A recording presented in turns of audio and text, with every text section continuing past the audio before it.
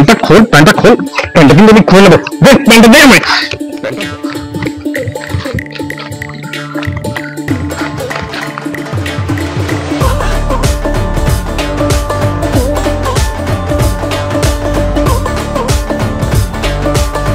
কার সাথে লুকোচুরি খেলছো?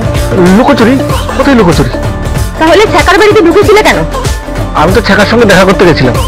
ছ্যাকার বউ তো বাড়িতে একা ছিল, ছ্যাকা তো বাড়িতে ছিল না। তো আমি কি করে জানবো যে ছ্যাকা বাড়িতে নেই?